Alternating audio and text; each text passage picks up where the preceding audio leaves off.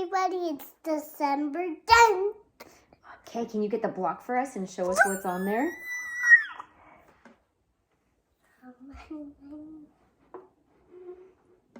What's on there? It's a crown, silly boys. A crown? Mm-hmm. Whose do you think it is? I think it's his crown. Be careful with him. You want to show him? His crown. Who wears crowns?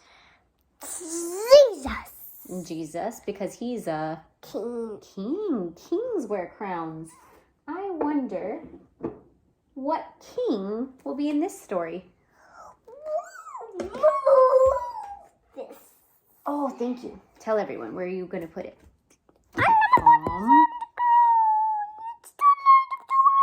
It's Jesus. Can you tell them that in a clearer voice?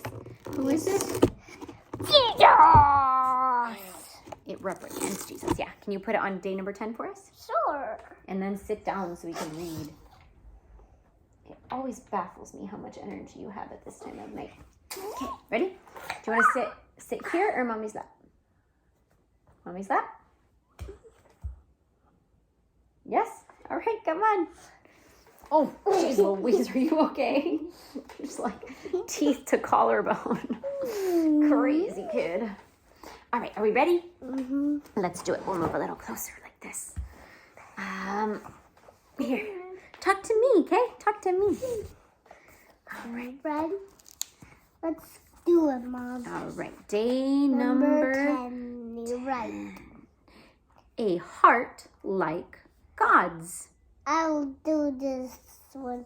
Okay. The Which one? story of Oh, two vowels. So what does this one say? and David. Good. Do the whole thing. The story of David. High five, buddy. How did you know how to read the word story? Do they all say story? Yeah, but hey, high five. You got a new word, you know. One more time. We'll try again later. That's right. Again. No, we'll try at the end. We're like Branch and Poppy right now. We can't make a good connection. All right, this is from 1 Samuel and 2 Samuel and Psalm. It's from Psalm 51. Psalm 51. Oh, here, set up to read with us. Ready? Here we go. Do you know who King David is? Because you were asking me about something from this story the other day. I know who it is. Well, that's King David. no, that's a king, but not King David. Let's read, and I bet you're going to recognize this story. Okay. After King Saul stopped listening to God, well, first we should have asked them. Say, do you guys know who King David is? You know who King David is? My goodness. I think only the dogs could hear that. Ready? Yes. Say it in a normal voice. Okay. Say, do you know who King David is? You know who King David is? Oh my goodness. All right. Now, no going to sleep. We got to focus. After King Saul stopped listening to God, remember, he was the one who was really, really Bad. well, he was really, really strong, really, really, Tall. and really, really Strong. strong and really, really brave, right? Really, really brave. Do you guys remember that? And at first, he listened to God. And so God won all kinds of battles for him. And then what happened? Stop. Listen first. I'm not doing words yet. First, he listened to God, but then he didn't. He stopped listening to God. So after King Saul stopped listening to God, God chose someone new to be king. He was just a little boy, and he wasn't strong or tall like Saul, but he was brave. And much more importantly, he loved to listen to God. God told the prophet Samuel, remember Samuel listened to God and then told Saul what to do? Remember that? Mm-hmm. And so God told Samuel, Go to Bethlehem. That's where the new king is. Does Bethlehem sound familiar to you guys? No. No? I bet it sounds familiar to some of you. So Samuel went to the little town of Bethlehem to the house of Jesse. You see, Jesse was one of Abraham's children's children. So it made sense that God would choose a king from his family. Jesse had 8 sons, but Jesse thought God would pick the next king based on who was the strongest, the tallest, Let me show you my muscles. and the bravest. And you want to Show see us. this muscle? Oh, yeah, he thought he would pick someone who was super duper strong like that. Okay, but let's see what happens. So he only brought 7 of his sons to Samuel. They all looked like kings. They were all strong and tall and brave. Mm-hmm.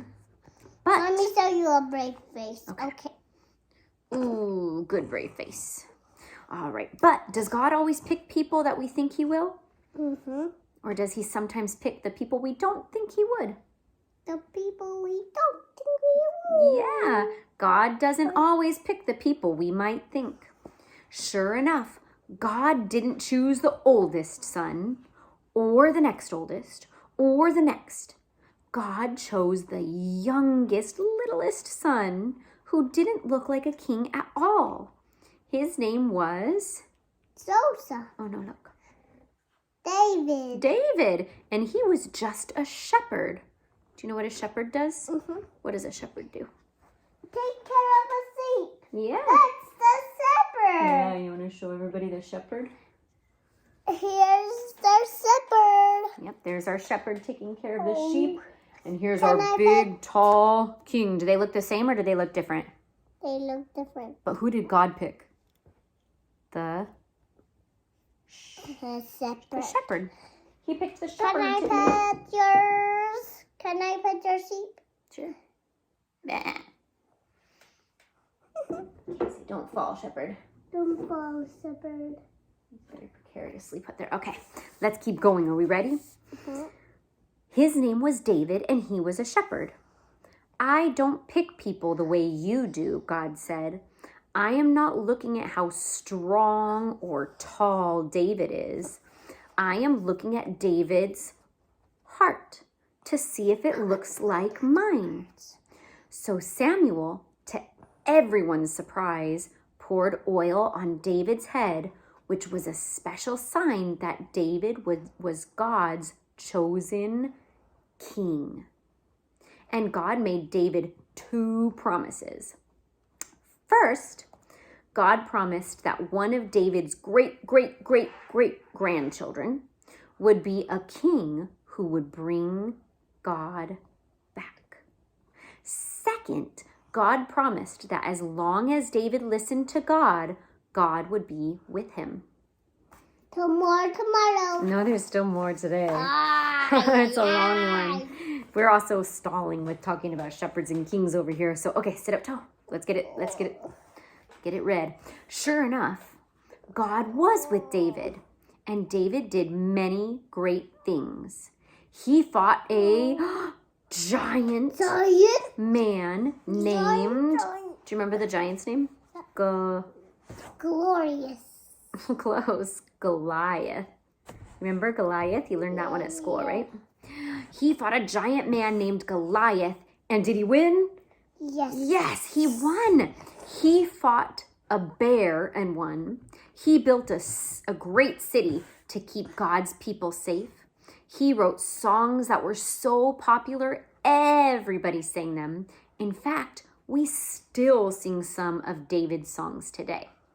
And even when it was hard, even when David's dad thought he shouldn't be king, even when David had to fight giants and bears and bad guys, God was with David. But David did not always love God well.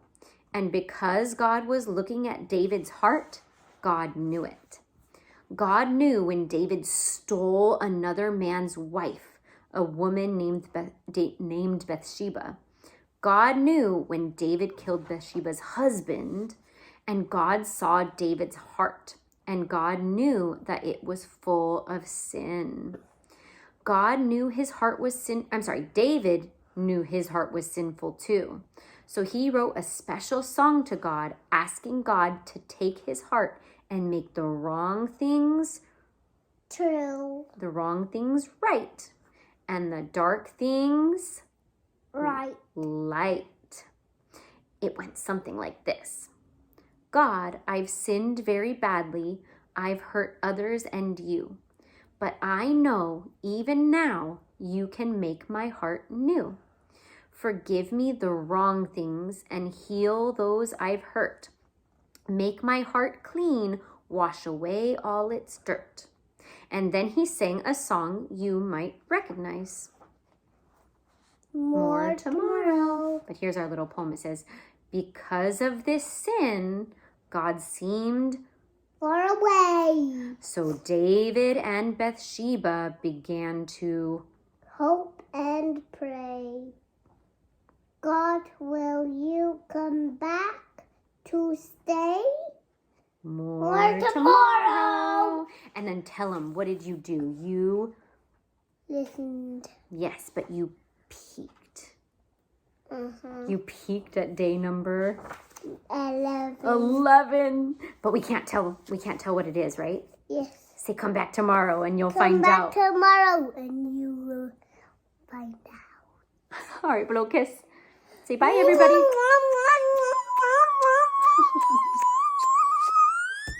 See you guys tomorrow.